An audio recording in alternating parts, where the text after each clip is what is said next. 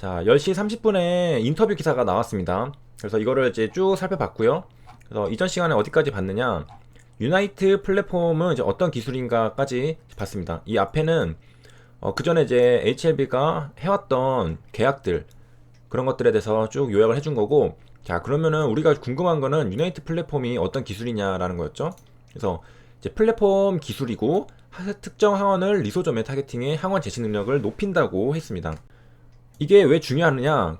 앞에서 봤듯이 옵티버 키트루다드 이제 PD-1 저해제의 성공은 이제 환자의 면역 세포가 중요한데 이게 활성화가 돼야 되는데 얘네가 언제 활성화되느냐? 적이 쳐들었다는 걸 인지하면은 전투 준비를 하는 거죠. 적이 쳐들어왔는데 얘가 교묘하게 위장을 해가지고 들어왔어요. 그러면 같은 편이구나 해서 그냥 널브러져 있다 이겁니다. 그러다가 이제 뒤치기 당해가지고 이제 당하는 거거든요. 그래서 이제 가장 중요한 것은 이제 그 킬러 T셀이 강해도 아무리 강력해도 피하 식별을 해야지, 적군이라는 것을 인지를 해야지 이게 면역세포가 뭐 싸우든 말든 한다 이거죠. 그래서 얘네가 이제 싸우게 만드는 면역에서 항원을 인지하는 게 중요하다는 것을 알게 됐다는 겁니다. 그러니까 우리 몸은 이미 그 암세포, 적군과 싸울 준비는 돼 있어요.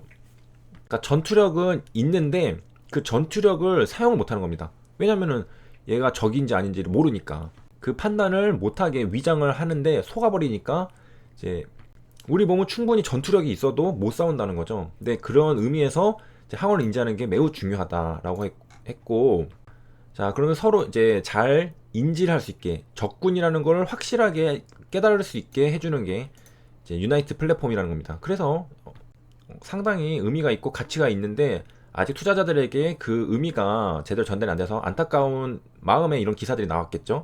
그래서 유나이트 플랫폼에 대한 설명을 해주는 게 이 기사의 핵심입니다. 왜냐면 이 박사님, 이 전복한 사장님은 여기 이제 30년 넘게 뭐 녹십자, 셀티라, 제네시, 대웅제약 등의 이제 재직을 하는 바이오 전문가입니다. 뭐 회사를 경영하고 막 그런 거는 이제 진영 회장님이 이제 컨트롤 타워로 다 이제 그 컨트롤 하겠죠. 자, 근데 이 약에 대해서 확실하게 이해할 수 있는 사람은 이제 전문가, 바이오 전문가인 이 전문가 사장님이라는 겁니다. 사장님이 이 인터뷰를 하는 내용은 당연히 이 기술이 어떤 기술인지 좀 더 투자자들에게 쉽게, 이해하기 쉽게, 그리고 이게 얼마나 대단한지 바이오 전문가로서 알려주고 싶어서 나온 기사겠죠. 그러니까 이 뒷부분이 상당히 중요한 겁니다. 자, 그래서 이제 항체 치료제가 효과적인 이유는 항원을 정확히 타겟팅하기 때문이다. 그러니까 정확히 인지를 하는 거, 그게 중요하다는 거죠. 그래서 이제 이 플랫폼은 항원을 정확히 효율적으로 전달하는 기술이다라고 합니다. 그러니까 이제 인지를 시켜주는데 도움을 준다는 거죠. 그래서 이제 항원 전달 세포에게 정확히 이놈이 나쁜 놈이야, 이놈을 인지를 하자 해서 이제 전달을 해주고, 이제 얘 이름만 딱 들어도 이제 항원 전달 세포잖아요. 얘가 이제 군사들에게 보내주면서 얘가 나쁜 놈입니다, 얘가 나쁜 놈입니다, 얘가 나쁜 놈입니다, 잘 기억해주세요 라고 하는 겁니다. 자, 그래서 이거를 이제 환자에게 주입을 하면 이제 TH1 면역이 활성화되게 됩니다. 전투 준비를 하는 거죠. 그래서 이제 방법은 앞에 거 하나, 그 다음에 이 두 번째 거 있는데 이거는 이제 직접 주입하는 방식이라고 하네요. 자, 그 다음에 회사에서도 밝혔듯이 이제 ITI 1000이 지금 가장 문의가 많다고 하죠. 이게 임상 이상 이제 80% 진행된 거이기 때문이죠.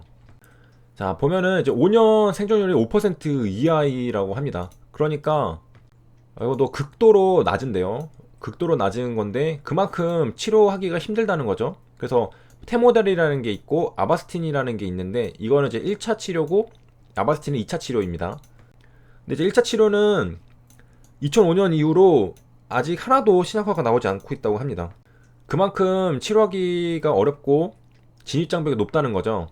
그리고 또 다른 한편으로는 성공하기만 한다면은 이 시장을 다 먹어버릴 수 있으니까 엄청난 잠재력도 가지고 있다는 거죠. 와, 근데 이거 대단한 게 이제 일상에서 2016년에 이제 최근이죠? 실시를 했는데 여기서 이제 병용 투여하는 프로토콜로 진행을 한 결과 5년 생존율이 36%라고 합니다. 그래서 기존 치료법에 비해 월등한 결과를 하겠는데 36%면은 5, 7에 35 여기서 7배가 나온 거군요. 5, 7에 35 그래서 7배나 월등한 효과가 확인됐습니다. 와, 그러니까 기존에는 그냥 걸리면 죽는다라고 생각되는, 그러니까 생존율이 5%니까. 그런데 이게 지금 36%까지 껑충 뛰는 거는 이제 3분의 1 확률로 나는 살 수 있다라는 거가 되는 거죠. 비약적인 발전입니다. 이거는 성공하기만 하면은 뭐 그 회사 자체만이 아니라 이게 인류 전체적으로도 응원할 수밖에 없네요. 이거는 제가 걸릴 수도 있는 거라 생각한다면은 엄청난 희망을 갖게 되는 수치입니다. 여기서 이제 더 발전돼서 여러 가지 업그레이드 되면은 올라가겠죠. 그래서 옛날에는 걸리면 그냥 죽는 거다 했는데 이제는 그래도 한번 그 노력을 해볼 필요는 있어라고 말할 수 있겠습니다. 그다음 이제 현재 이제 이상에서는 이제 보도요법을 이제 추가해서 진행을 중이라고 하고요. 이제 80% 돼서 이제 좀 있으면 이제 결과가 나온다고 합니다. 자, 그 이거 기억해 놔야 되겠죠? 하반기에 공식적인 결과 발표를 예상하고 있다. 이거는 메모해 두시면 아주 좋습니다. 이런 거 메모해 두는 게 돈 버는 거죠. 그래서 앞서 나가는 투자자들은 이제 이런 것들 언제 결과가 나올지를 다 자기 수첩이나 메모장에 적어 놓고 있죠. 솔직히 시간 지나면 이 기사도 잊혀지고 사람들은 그럼 언제 결과 나올지 궁금해하고 있을 거잖아요. 근데 미리 적어놨다면은 그거 이제 알고 있고 뭐 아무튼 뭐 그런 거죠. 자, 그래서 이제 최근에 FDA와 프리 IND 미팅을 마쳤다고 하고 올해 안에 이제 IND를 신청할 예정이라고 합니다. 그 다음에 이제 다른 것들도 이제 진행을 계속 한다고 하고, 자, 이거 기자가 이제 투자자인 것 같네요. 자, 뭐 나올 호재가 없냐 이런 거죠. 이뮤노믹 관련 모두 이벤트 중 가장 빠른 시일 내에 뭔가 나올 만한 게 없을까요? 이제 물어본 겁니다. 이 부분이 이제 가장 궁금할 텐데, 단기적으로 이제 이거 완료가 의미가 있다고 합니다. 근데 이거는 아까 이제 말했듯이 하반기라고 했고, 일단은 스케줄 상으로는 좋습니다. 이제 4월 달에는 이제 리버세라닙의 NDA가 예정돼 있고, 이제 그거 끝나고 나면은 이제 한 6월 달 되면은 이제 하반기로 넘어가죠. 그럼 그때쯤이면은 이제 사람들 이제 리버세라닙은 이제 어느 정도 이제 마무리 됐다 생각이 되면은 이제 이뮤노믹 관련해서도 이제 임상 이제 결과들이 이제 슬슬 나오고, 일단 뭐 이벤트 스케줄 상으로는 상당히 괜찮습니다. 하지만 이제 이게 그만큼 가치를 투자자들에게 인정을 받을지는 또 봐야 되는 거겠죠. 그 다음에 이제 예상한 결과치 나오면은 이제 브렉스루 스테이터스 혁신 신약 지정이 이제 가능할 거다라고 나와 있고, 사업화 역시도 훨씬 빨라질 것이다. 좀 특혜들이 있고 수혜들이 있죠. 그 다음에 또 진행하는 게 또 있다고 합니다. 그러니까 진행하는 게 엄청나게 많습니다. 이건 홈페이지에 있는 건데 이게 페이스 2에 있는 게 ITI 1000입니다.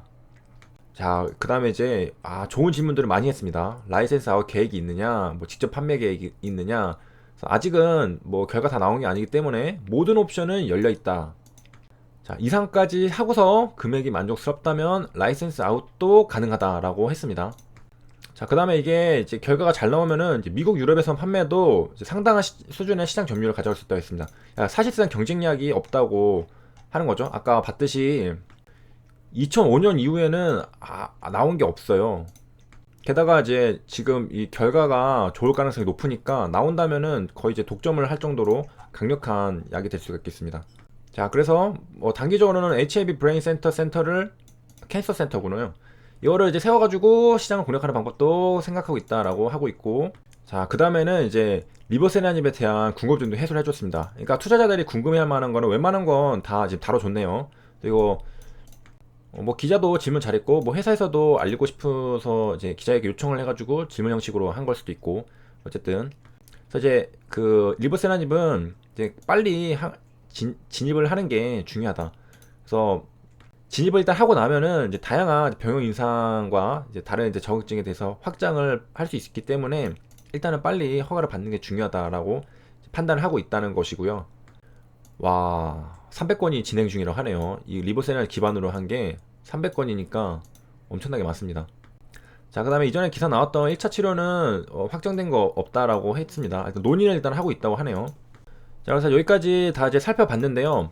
그 좀 더 이제 구체적인 내용들은 이제 이후 영상들에서 이제 좀 세부적으로 살펴보도록 하겠습니다.